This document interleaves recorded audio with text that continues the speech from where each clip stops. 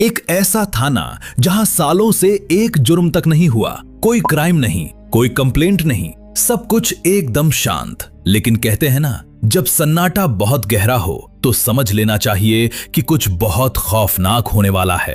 एक नए इंस्पेक्टर की एंट्री होती है और अचानक शहर के अलग अलग कोनों से सड़ी गली लाशें मिलने लगती हैं। एक डकैती होती है और सुराग ऐसे गायब होते हैं जैसे वो कभी थे ही नहीं। कातिल कोई ऐसा मास्टरमाइंड है जो हमेशा पुलिस से 2 कदम आगे चल रहा है। ऐसा लगता है जैसे उसे पुलिस के हर अगले मूव का पहले से ही पता हो। इंस्पेक्टर जैसे जैसे सच के करीब पहुंचता है, एक ऐसा खौफनाक जाल सामने आता है जिसकी उसने कभी कल्पना भी नहीं की थी। दुश्मन कोई बहुत करीब है, लेकिन वो है कौन? ये है फिल्म द्रिदम की कहानी, एक ऐसा चक्रव्यूह जिसका क्लाइमैक्स सच में आपको हिला के रख देगा। इस कहानी का एंड आप सपने में भी प्रिडिक्ट नहीं कर सकते। तो चलिए शुरू करते हैं इस कहानी को। मूवी की शुरुआत में इंस्पेक्टर विजय अपनी ट्रेनिंग पूरी करके पहली पोस्टिंग पर जा रहा होता है। रास्ते में वो नोटिस करता है कि ये इलाका काफी दूर दराज और सुनसान है। थोड़ा अनकंफर्टेबल होकर वो अपने रिटायर्ड डीएसपी अंकल को फोन लगाता है। उसके चाचा उसे बताते हैं कि जिस थाने में उसकी पोस्टिंग हुई है वहां एक बहुत एक्सपीरियंस्ड एसआई कृष्णन मौजूद हैं, जो उनके जानने वाले भी हैं। वो विजय को सलाह देते हैं कि शुरुआती दिनों में कृष्णन के साथ मिलकर काम करे और वहां के सारे प्रोटोकॉल अच्छे से समझ लें। थाने पहुंचते ही एसआई कृष्णन विजय का बहुत अच्छे से स्वागत करता है और बाकी स्टाफ से भी मिलवाता है। स्टाफ में हेड कांस्टेबल बालन, कांस्टेबल सत्यन विवेश और 2 लेडी कांस्टेबल रीमा और विद्या शामिल थे। एक और कांस्टेबल आनंद भी था, लेकिन वो छुट्टी पर था। कृष्णन बताता है कि उसकी नौकरी के सिर्फ 4 साल बचे हैं और वो यहीं का रहने वाला है। यहाँ क्राइम रेट बहुत कम है, इसीलिए पिछले 7 महीनों से किसी नए ऑफिसर की पोस्टिंग नहीं हुई थी। बातों ही बातों में विजय बताता है कि घर में बस उसके माँ बाप हैं और वो सिंगल है। ये सुनकर विद्या इम्प्रेस हो जाती है और उसे पसंद करने लगती है। थाने से थोड़ी दूर पुलिस के सरकारी क्वार्टर्स थे, जहां सारा स्टाफ रहता था। क्योंकि विजय की ये पहली पोस्टिंग थी और वो थोड़ा नर्वस लग रहा था, इसलिए सब लोग उसे उसका कमरा दिखाने ले जाते हैं। कमरे में रहने और खाने का जुगाड़ तो था, लेकिन बाकी फैसिलिटीज ना के बराबर थीं। खैर, विजय फ्रेश होकर सीधा डीएसपी ऑफिस ड्यूटी ज्वाइन करने पहुंचता है। डीएसपी उसे बताते हैं कि थाने में कोई सीनियर इंस्पेक्टर नहीं है, इसलिए अब से उसी को थाने का इंचार्ज बनकर सारी जिम्मेदारी संभालनी होगी। ये सुनकर विजय और कृष्णन दोनों काफी खुश होते हैं। लौटते वक्त कृष्णन विजय को एक ढाबे पर लंच कराता है। रास्ते में कांस्टेबल आनंद का घर पड़ता है, तो दोनों उसकी बीमार माँ से मिलने चले जाते हैं।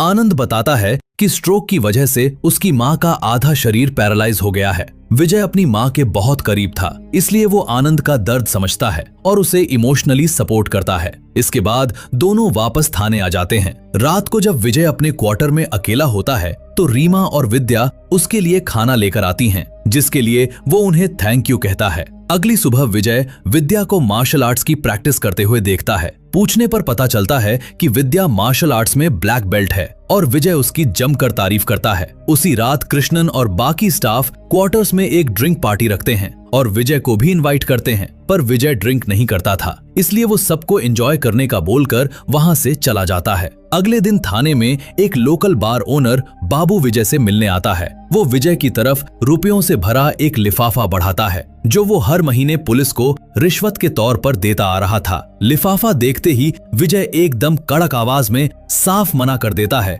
कि उसे ये पैसे बिल्कुल नहीं चाहिए, लेकिन उसे ये समझते देर नहीं लगती कि बाबू ये काम पहले से करता आ रहा है। मतलब थाने के बाकी स्टाफ को इस रिश्वत के बारे में सब कुछ पता है। विजय तुरंत एएसआई कृष्णन को सख्त लहजे में टोकता है कि थाने में अब से ये सब बिल्कुल नहीं चलेगा। रिश्वत लेने का मतलब है मुजरिमों का साथ देना।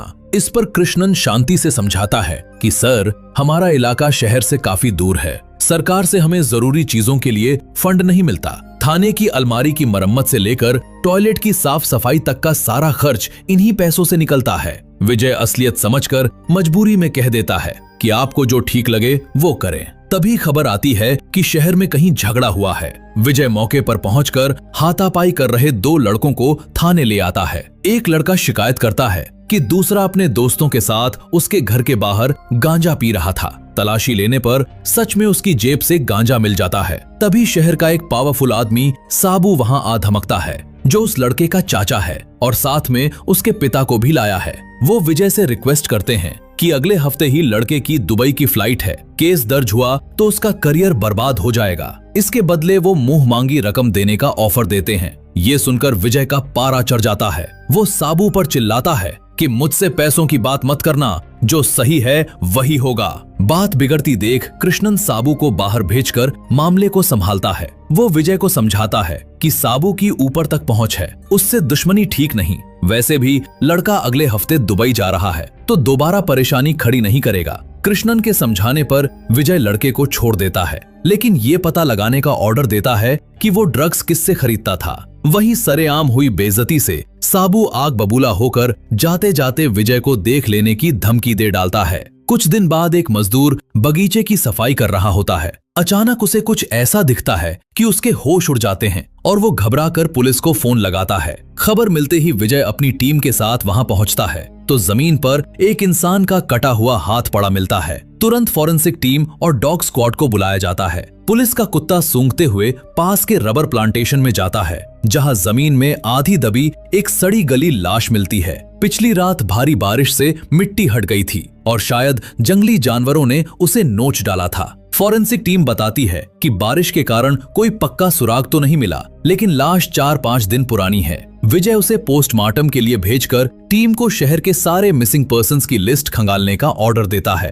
पोस्टमार्टम रिपोर्ट में डॉक्टर बताते हैं कि लाश 30 से 35 साल के आदमी की है और मौत लगभग 1 हफ्ता पहले हुई है। कातिल ने उसके सिर के पिछले हिस्से पर किसी भारी चीज से वार किया था। शरीर की चोटें बता रही थीं कि मरने से पहले उसने अपनी जान बचाने के लिए काफी स्ट्रगल किया था। थाने लौटकर कृष्णन बताता है कि इलाके से किसी के गायब होने की कोई रिपोर्ट दर्ज नहीं है। फिर भी विजय आसपास के थानों में पूछताछ करने को कहता है। उधर डीएसपी की तरफ से केस जल्दी सॉल्व करने का काफी प्रेशर आ रहा था। अगले दिन पूरी टीम क्राइम सीन के आसपास फिर तलाशी लेती है, लेकिन हाथ कुछ नहीं लगता। इसके बाद विजय जमीन के मालिक रेजी के घर पहुंचता है। रेजी बताता है कि वो जमीन सालों से खाली पड़ी है और कल ही सफाई के लिए मजदूर भेजा था। उसने ये भी बताया कि पिछले हफ्ते उसका परिवार एक शादी में त्रिवेंद्रम गया हुआ था। विजय को थोड़ा शक होता है, इसलिए वो रेजी और खासकर उसके बेटे की जांच का ऑर्डर देता है। इसी बीच कांस्टेबल बालन छुट्टी लेकर अपने ससुराल चला जाता है। विजय नोटिस करता है कि उसके चार्ज लेने के बाद से स्टाफ ने रिश्वत लेना बंद कर दिया है, लेकिन ये शांति ज्यादा देर नहीं टिकती। अगले ही दिन शहर की एक बड़ी फाइनेंस कंपनी में डकैती की खबर से हड़कंप मच जाता है। विजय टीम के साथ वहां पहुंचता है तो देखता है कि दूसरी मंजिल की खिड़की टूटी है और लॉकर रूम से पूरी तिजोरी ही गायब है। मैनेजर घबराते हुए बताता है कि तिजोरी में 1 किलो सोना और 50 लाख रुपए कैश था और सुबह ऑफिस का शटर और ताला भी टूटा मिला था। सिक्योरिटी गार्ड ने बताया कि रात को स्मोक करते वक्त कुछ नकाबपोशों ने उसे बेहोश कर दिया था। सीसीटीवी कैमरे में 3 लोग दिखे, जिन्होंने अंदर आते ही कैमरे पर स्प्रे कर दिया था और वहां कोई दूसरा कैमरा भी नहीं था। विजय ने अंदाजा लगाया कि तिजोरी को गैस कटर से काटकर खिड़की से निकाला गया होगा, लेकिन तिजोरी इतनी भारी थी कि उसे उठाने के लिए कम से कम 3-4 लोग चाहिए। मतलब साफ था कि बाहर गाड़ी में कोई चौथा आदमी भी मौजूद था। फॉरेंसिक टीम को अंदर कोई सुराग नहीं मिलता। इसी बीच बाहर उन लोगों की भारी भीड़ जमा हो गई, जिनका सोना और पैसा वहां जमा था। विजय ने उन्हें भरोसा दिलाया कि चोरों को पकड़ लिया जाएगा। इसी हंगामे के बीच जब विजय गाड़ी की तरफ बढ़ता है तो उसकी नजर एक लड़के पर पड़ती है जो पुलिस को देखकर संदिग्ध हालत में भाग रहा था।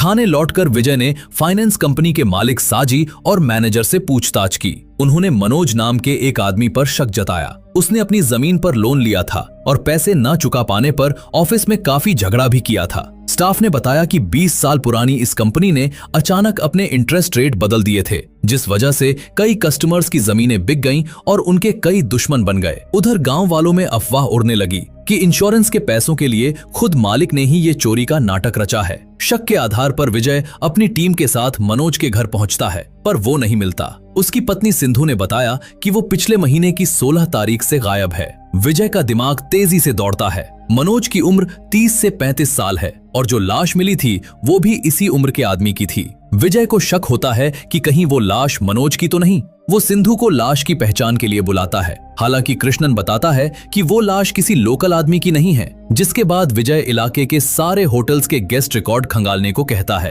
तभी थाने में एक नया केस आता है। एक लड़की अपने परिवार के साथ शिकायत लेकर आती है। वो रोते हुए बताती है कि मुन्नार के एक होटल में उसके बॉयफ्रेंड ने धोखे से जूस में नशीली दवा मिलाकर उसके प्राइवेट वीडियोस बना लिए। अब वो 5 लाख रुपए के लिए ब्लैकमेल कर रहा है। लड़की का परिवार बहुत गरीब था और बदनामी के डर से उसने खुद को खत्म करने की कोशिश भी की थी। विजय लेडी कांस्टेबल रीमा से कहता है कि तुम पुलिस की पहचान छुपाकर उस ब्लैकमेलर से पैसों को कम में सेटल करने की बात करो। इसी बीच कांस्टेबल सत्यन एक चौंकाने वाली बात बताता है। उसने बताया कि लोन न चुका पाने की वजह से मधु नाम के एक आदमी ने अपनी जान दे दी थी। पिता की मौत के बाद से उसका बड़ा बेटा सनीश 2 महीने से गायब है और छोटा बेटा किरण नशे का आदी है। विजय फौरन मधु के घर जाता है पर वहां किरण नहीं मिलता। माँ बताती है कि सनीश अपना फोन घर पर ही छोड़कर गया है। बाहर निकलते समय विजय की नजर दीवार पर टंगी एक तस्वीर पर पड़ती है और उसके होश उड़ जाते हैं। तस्वीर में दिख रहा लड़का वही सनीश था जिसे उसने डकैती वाले दिन भीड़ में भागते हुए देखा था। विजय का शक गहरा जाता है कि कहीं सनीश अपने पिता की मौत का बदला तो नहीं ले रहा। उधर मनोज की कॉल डिटेल्स और सिंधु की बातों से साफ हो जाता है कि वो लाश मनोज की नहीं है। इसी बीच विद्या आकर बताती है कि मालिक साजी चोरी का केस सुलझाने के लिए बहुत प्रेशर बना रहा है। विजय विद्या से 125 सॉवरन सोने का वजन पूछता है। विद्या बताती है कि एक सॉवरन में 8 ग्राम सोना होता है तो कुल वजन करीब 1 किलो होगा। विजय उसे कुछ खास इंतजाम करने को बोलता है। अब प्लान के मुताबिक पुलिस की टीम बिना वर्दी के उस ब्लैकमेलर लड़के से होटल में मिलती है। वे कहते हैं कि लड़की का परिवार बस 1 लाख रुपए दे सकता है। लड़का पहले 5 लाख पर अड़ा रहता है लेकिन बाद में 1 लाख में डील पक्की कर लेता है। जैसे ही वो पैसे लेकर फोन से वीडियो डिलीट करने लगता है, विजय अपनी टीम के साथ छापा मार देता है। कमरे में छुपा सीक्रेट कैमरा सब कुछ रिकॉर्ड कर चुका था। सबूत हाथ लगते ही विजय उसे धमकी देता है कि अगर ये वीडियो कहीं और मिला तो उसे 7 साल की जेल होगी। पुलिस बयान रिकॉर्ड करती है और लड़की बच जाती है। थाने पहुंचने पर विजय देखता है कि उसके मम्मी पापा उसे सरप्राइज देने आए हैं क्योंकि उसके पिता उसे पुलिस की वर्दी में देखना चाहते थे। विजय उनसे बात करके उन्हें विदा करता है। दूसरी तरफ साबू अपने आदमियों के साथ फाइनेंस ऑफिस के बाहर हंगामा कर रहा होता है। विजय वहां पहुंचता है तो साबू भीड़ को भड़काता है कि पुलिस साजी से रिश्वत लेकर जांच में देरी कर रही है। विजय गुस्सा होकर उसका कॉलर पकड़ लेता है और माहौल गर्मा जाता है। तभी एक कांस्टेबल आकर खबर देता है कि पास के डैम में एक और लाश मिली है। विजय तुरंत वहां पहुंचता है। लाश के गले में भारी पत्थर बांधकर उसे पानी में फेंका गया था। पानी में रहने की वजह से लाश पूरी तरह से खराब हो चुकी थी जिससे पहचान करना नामुमकिन था। एक के बाद एक इन वारदातों से विजय बेहद परेशान हो जाता है। उसी रात साजी अपने घर पर होता है। तभी उसे खिड़की से कोई संदिग्ध शख्स घूमता हुआ दिखाई देता है लेकिन वो गायब हो जाता है। अगले दिन डॉक्टर पोस्टमार्टम रिपोर्ट में बताते हैं कि इस इंसान की हत्या भी पिछले तरीके से ही की गई है और दोनों की उम्र भी एक समान है। विजय अंदाजा लगाता है कि भले ही पहली लाश मनोज की नहीं थी लेकिन ये दूसरी लाश उसकी हो सकती है। उसे शक होता है कि मनोज और सनीश मिलकर फाइनेंस कंपनी के खिलाफ कोई साजिश रच रहे हैं। विजय बालन से बोलता है कि उन सभी बाजारों और सुनारों पर नजर रखें जहां चोरी का सामान बेचा जा सकता है। फिर विजय डीएसपी से बात करता है। डीएसपी बताता है कि ऊपर के अधिकारियों का दबाव ज्यादा है क्योंकि थाने में कोई सीनियर इंस्पेक्टर नहीं है और विजय नया है। थाने आकर विजय स्टाफ से कहता है कि अब पूरे इलाके में 24 घंटे पेट्रोलिंग होगी। विजय को हताश देखकर अनुभवी एएसआई कृष्णन उसे हिम्मत देता है। वो कहता है कि सर, पुलिस की नौकरी में ये सब आम बात है। सीनियर का दबाव और ऐसी घटनाएं आती रहेंगी। ज्यादा से ज्यादा हमारा ट्रांसफर होगा या सस्पेंशन, लेकिन आपको अपना फैसला मजबूत रखना होगा। अगर आप कमजोर पड़ गए तो पूरी टीम का मनोबल टूट जाएगा। विजय खुद को संभालता है और पूरी टीम नए सिरे से जांच और गश्त शुरू कर देती है। इसी बीच किरण थाने आता है लेकिन वो भी सनीश के बारे में कोई जानकारी होने से मना कर देता है। उसी रात पेट्रोलिंग के दौरान फॉरेस्ट एरिया से फोन आता है कि किसी नकाबपोश को जंगल में लाश ले जाते देखा गया है। विजय की टीम घने जंगल में उसे ढूंढती है। नकाबपोश शख्स एक लाश दफना रहा होता है। विजय वहां पहुंचता है और देखता है कि मर्डर अभी हुआ है। इससे पहले कि विजय कुछ समझ पाता, नकाबपोश उसके सिर पर हमला करके उसे बेहोश कर देता है। आवाज सुनकर कृष्णन आता है तो आरोपी उस पर भी हमला कर देता है, लेकिन बाकी पुलिस वालों को आता देख वो भाग निकलता है। अगली सुबह होश में आने पर विजय को पता चलता है कि मरने वाले का नाम मणिकंदन था, जो तमिलनाडु का एक मजदूर था। ठेकेदार बताता है कि उसने 4 मजदूर रखे थे, जिसमें से बाकी 3 त्योहार का बहाना बनाकर गए थे और नहीं लौटे। तभी डॉक्टर का फोन आता है कि मर्डर का पैटर्न सेम है, लेकिन ये हत्या कुछ ही घंटे पहले जंगल के पास हुई थी। विजय और उसकी टीम ने कमरे की तलाशी ली तो वहां से उसी फाइनेंस कंपनी की गिरवी रसीद मिली जहां डकैती हुई थी। मैनेजर ने भी कंफर्म कर दिया कि लाश के पास मिली सोने की चेन चोरी के सामान जैसी है। रिकॉर्ड चेक करने पर पता चला कि इन चोरों में से अरुल का बाकी तीनों से झगड़ा हुआ था और मामला पहले भी थाने आया था। जांच में खुलासा हुआ कि पहली मिली दोनों लाशें अनुभू और अरुल की थीं, यानी अब तक अनुभू, अरुण और मणिकंदन मारे जा चुके थे और सिर्फ कुमार गायब था। पुलिस को लगा कि इन सब ने मिलकर डकैती की और बाद में कुमार ने सारा माल हड़पने के लिए सबको मार दिया। लेकिन विजय ने सोचा कि पहली लाश तो डकैती से पहले ही मिल गई थी, तो विद्या ने अंदाजा लगाया कि शायद प्लानिंग के वक्त अरुण पीछे हट गया होगा और पुलिस को बताने की धमकी दी होगी, इसलिए उन्होंने डकैती से पहले ही उसे मार दिया। सीसीटीवी और गार्ड के मुताबिक चोर 3 ही थे, जो इस थ्योरी से मैच करता था। सच जानने के लिए कुमार को ढूंढना जरूरी था, इसलिए हर जगह उसकी फोटो भेज दी गई। उसी रात फाइनेंस कंपनी का मालिक साजी अपनी प्रेमिका के घर से निकलकर कार में बैठने लगा। तभी देखा कि कार के चारों टायर पंक्चर हैं। तभी वो नकाबपोश आदमी उस पर हमला कर देता है। साजी ने तुरंत पुलिस को फोन किया और खुद को कार में लॉक कर लिया। जब आरोपी शीशा तोड़ने लगा तो साजी ने लगातार हॉर्न बजाया, जिससे लोग इकट्ठा हो गए और वो भाग गया। विजय ने घेराबंदी करके उसे पकड़ लिया, जो और कोई नहीं बल्कि सनीश था। पूछताछ में उसने बताया कि उसके पिता ने लोन लिया था, पर ब्याज के बोझ से उन्होंने आत्महत्या कर ली। उसी का बदला लेने के लिए उसने साजी पर हमला किया था, लेकिन तमिलनाडु के मजदूरों और मर्डर्स के बारे में उसने कुछ भी जानने से मना कर दिया। पुलिस को शक था कि सनीश ने ही डकैती करवाई, पर पड़ोसियों ने कंफर्म किया कि डकैती वाली रात वो अपने दोस्त के घर पर ही था। अगले दिन विजय ने साजी और मैनेजर को थाने बुलाकर ठीक वैसे ही 1 किलो नकली सोना और 50 लाख के कैश पैकेट्स दिखाए, पर वो उस छोटी तिजोरी में फिट ही नहीं हो रहे थे। पकड़े जाने पर साजी और मैनेजर ने सच उगल दिया कि असल में सिर्फ 80 सोवरेन सोना और 1 लाख रुपए चोरी हुए थे। उन्होंने इंश्योरेंस का बड़ा क्लेम लेने के लिए झूठ बोला था, जिस पर पुलिस ने उनके खिलाफ फ्रॉड का केस दर्ज कर लिया। तभी तमिलनाडु के थोगम पुलिस स्टेशन से खबर आई कि उन चारों मजदूरों पर वहां पहले से ही बैंक रॉबरी का केस दर्ज है। इससे साफ हो गया कि चोरी उन्हीं मजदूरों ने की थी, पर कुमार अभी भी लापता था। उसी रात विजय को खबर मिली कि संदिग्ध मनोज घर लौट आया है। विजय ने उसे तुरंत पकड़ लिया। मनोज ने बताया कि उसने बस गुस्से में धमकी दी थी, पर डकैती नहीं की। वो खुद शिकायत करने थाने गया था, लेकिन नशे में होने के कारण पुलिस ने केस दर्ज नहीं किया। इस पर गुस्सा होकर उसने जीप की लाइट तोड़ दी थी और इसी डर से वो शहर से दूर चला गया था ताकि जमीन बेचकर लोन चुका सके। विजय को फिर भी शक था, क्योंकि मनोज 16 तारीख को वापस आया था और अरुण का मर्डर भी उसी रात हुआ था। वो मनोज को कस्टडी में ले लेता है ताकि कुमार से उसके कनेक्शन की जांच कर सके। अगले दिन विजय जैकब से मिलता है। जैकब विजय को समझाते हैं कि तमिलनाडु वाले मजदूरों की डकैती और कुमार के सबको मारकर भाग जाने वाली कहानी से केस आसानी से बंद हो सकता है, क्योंकि ऊपर से भारी दबाव है। वो उसे सिर्फ 1 हफ्ते का समय देते हैं, क्योंकि उसके बाद नया इंस्पेक्टर चार्ज संभाल लेगा। परेशान विजय का हौसला उसकी मां बढ़ाती है, जो उसे हार न मानने की सलाह देती है। अगले दिन एक नई कड़ी सामने आती है। कांस्टेबल बालन बताता है कि पास के इलाके में एक औरत सुनार की दुकान पर सोने की चैन बेचने आई थी। सबसे अजीब बात ये थी कि वो बिना मोल भाव किए कम दाम पर चैन बेचने को तैयार हो गई थी। कैश न होने की वजह से दुकानदार ने उसे अगले दिन बुलाया था। बालन ये भी बताता है कि उसने लाल कपड़े पहने थे और मेडिकल स्टोर से कुछ दवाएं खरीदी थीं। ये सुनते ही विजय मेडिकल स्टोर पहुंच जाता है। दवाओं की लिस्ट देखते ही उसकी नजरें ठहर जाती हैं। ये स्ट्रोक मरीजों को दी जाने वाली दवाएं थीं।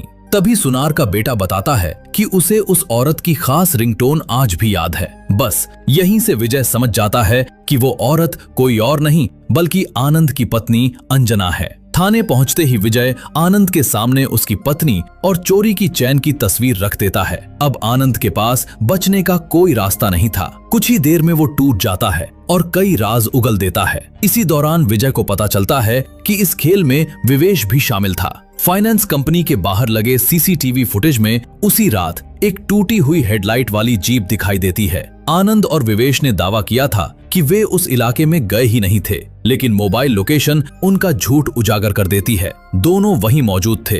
अब विजय को लगने लगता है कि वो सच के बेहद करीब पहुंच चुका है। वो तुरंत डीएसपी को फोन करने की कोशिश करता है, लेकिन तभी कांस्टेबल सत्यान उसका फोन छीनकर जमीन पर दे मारता है। उसी पल विजय को समझ आ जाता है कि असली दुश्मन बाहर नहीं, थाने के अंदर बैठा है। वो कृष्णन से फोन मांगता है, लेकिन वो भी इनकार कर देता है और फिर सामने आता है ऐसा सच जिसकी कल्पना विजय ने कभी नहीं की थी। पूरे खेल का मास्टरमाइंड खुद कृष्णन था। कृष्णन आखिरकार सारी सच्चाई खोल देता है। शुरुआत ड्रग केस से हुई थी। उन्होंने मजदूर अरुण को पकड़कर थाने लाया था। पूछताछ के दौरान अरुण ने एक पुलिस वाले पर हाथ उठा दिया। गुस्से में सब उस पर टूट पड़े और बेरहमी से की गई पिटाई में उसकी मौत हो गई। ये एक कस्टडी डेथ थी जो उनकी नौकरी और जिंदगी बर्बाद कर सकती थी। खुद को बचाने के लिए उन्होंने थाने का सीसीटीवी फुटेज डिलीट कर दिया। पूछताछ के दौरान उन्हें पता चला था कि अरुण और उसके साथी पहले बैंक रॉबरी कर चुके हैं। तभी कृष्णन के दिमाग में एक खतरनाक प्लान आया। उसने बाकी 3 मजदूरों को ब्लैकमेल किया और उनसे फाइनेंस कंपनी में डकैती करवाई। इसके बाद अरुण की लाश को रबर प्लांटेशन में दफना दिया गया, लेकिन डकैती के बाद मामला बिगड़ गया। कृष्णन उन्हें छोटा हिस्सा देकर चलता करना चाहता था, जबकि मजदूर आधा माल मांग रहे थे। इतना ही नहीं, उन्होंने पुलिस की सच्चाई उजागर करने की धमकी भी दे डाली। यहीं से शुरू हुआ खूनी खेल। हाथापाई के दौरान मणिकंदन को छोड़कर बाकी 2 मजदूर मारे गए। इसके बाद कृष्णन ने झूठी कहानी गढ़ दी कि अरुण को उसके साथियों ने मारा और कुमार सबको मारकर पैसा लेकर भाग गया। लेकिन हकीकत इससे कहीं ज्यादा डरावनी थी। कुमार को तो वे पहले ही मार चुके थे और उसकी लाश छुपा चुके थे। एक दूसरी लाश डैम में फेंक दी गई थी, जबकि मणिकंदन कुछ समय तक जिंदा रहा और बाद में जंगल में मार दिया गया। विजय को गुमराह करने के लिए उन्होंने मणिकंदन के कमरे में खुद ही गिरवी की रसीद रख दी थी, ताकि जांच गलत दिशा में चली जाए। सब कुछ लगभग परफेक्ट था, लेकिन एक छोटी सी गलती, आनंद की पत्नी अंजना, उसी ने उनकी पूरी साजिश की नींव हिला दी। पूरा सच सामने आने के बाद कृष्णन विजय को समझाने की कोशिश करता है। वो कहता है कि जो कुछ हुआ हालात की वजह से हुआ। अब अगर सच बाहर आया तो सब बर्बाद हो जाएंगे। इसलिए वो विजय से उनका साथ देने की गुजारिश करता है। लेकिन तभी खेल एक और खतरनाक मोड़ लेता है। जैसे ही कृष्णन फोन की तरफ बढ़ता है, लेडी कांस्टेबल विद्या उसे जोरदार लात मारकर गिरा देती है। विजय हैरान रह जाता है, क्योंकि अब साफ हो चुका था कि विद्या भी इस पूरे खेल और हत्याओं में बराबर की साझेदार थी। अब सभी पुलिस वालों को यकीन हो जाता है कि विजय कभी उनके साथ नहीं आएगा और अगर वो जिंदा रहा तो उन सबका जेल जाना तय है। इसलिए वे विजय को खत्म करने का फैसला लेते हैं। प्लान ये था कि रात में विजय को मार दिया जाएगा और सुबह कहानी फैला दी जाएगी कि फरार मजदूर कुमार ने उसे मारकर खुद को बचाया और फिर भाग निकला। अगले ही पल पूरा थाना विजय पर टूट पड़ता है। चारों तरफ से लातें, घूंसे और डंडे बरसने लगते हैं। इतने लोगों के सामने विजय बिल्कुल अकेला पड़ जाता है। वो खुद को बचाने की पूरी कोशिश करता है, लेकिन हर तरफ से घिर चुका था। तभी कृष्णन एक नुकीला पेपर हुक उठाता है और विजय पर जानलेवा हमला करने दौड़ पड़ता है। लेकिन इस बार बाजी पलट जाती है। विजय फुर्ती दिखाते हुए वो हुक छीन लेता है। अब वो शिकार नहीं, शिकारी बन चुका था। अपनी जान बचाने के लिए वो उसी हुक से पलटवार शुरू कर देता है। किसी के हाथ, किसी की पीठ तो किसी के सीने पर वार करता हुआ वो सबको लहूलुहान कर देता है। थाने के अंदर चीख पुकार मच जाती है और आखिर में वो मार्शल आर्ट्स जानने वाली विद्या को भी फाइट में हरा देता है। लेकिन तभी बाहर से पुलिस गाड़ियों की आवाज सुनाई देती है। थाने के बाहर कांस्टेबल बालन और रीमा बैकअप पुलिस टीम और डीएसपी के साथ पहुंच चुके थे। असल में बालन और रीमा को पहले ही शक हो गया था और उन्होंने सही वक्त पर डीएसपी को इन्फॉर्म कर दिया था। तभी अचानक थाने का दरवाजा जोर से टूटता है और बैकअप टीम अंदर घुसकर लहूलुहान विजय को बचा लेती है। विजय हांफते हुए डीएसपी को सारी हकीकत बताता है, जिसके बाद कृष्णन, आनंद, विवेश, सत्यान और विद्या को उसी वक्त गिरफ्तार कर लिया जाता है। बाहर गांव वालों की भीड़ जमा हो जाती है और रक्षक ही भक्षक बन गए। पुलिस का ये खौफनाक चेहरा देखकर हर कोई सन्न रह जाता है। विजय अंदर से टूट चुका था। उसे गहरा सदमा लगा कि जिन पुलिस वालों को उसने अपना परिवार माना, असल में वही कानून के सबसे बड़े गद्दार निकले। इस पूरे थाने में सिर्फ बालन और रीमा ही बेदाग साबित हुए, क्योंकि किस्मत से वारदात वाले दिन वो दोनों ड्यूटी पर नहीं थे और इस भयानक पाप का हिस्सा बनने से बच गए। एक बिल्कुल नया और अकेला ऑफिसर होने के बावजूद विजय ने इन खूंखार अपराधियों के सामने घुटने नहीं टेके। उसने अपनी ड्यूटी पूरी ईमानदारी से निभाई और आखिर में इंसाफ की ही जीत हुई। इसी दमदार और हिलाकर रख देने वाले क्लाइमेक्स के साथ ये फिल्म यहीं पर खत्म हो जाती है। तो दोस्तों, अब कमेंट्स में सच सच बताना कि इस मूवी का सस्पेंस आपको कैसा लगा। अगर आपको ऐसी ही मूवीज और देखनी है तो चैनल को सब्सक्राइब करके बेल आइकन प्रेस कर लेना। वीडियो को लाइक करके इसे अपने दोस्तों के साथ भी शेयर कर देना। और हाँ, वो हाइप वाला बटन भी जरूर दबा देना, ताकि हम जल्दी से 30 के सब्सक्राइबर्स का टारगेट क्रॉस कर लें। चलिए, अब मैं आपसे मिलूंगा अगली वीडियो में। तब तक के लिए धन्यवाद।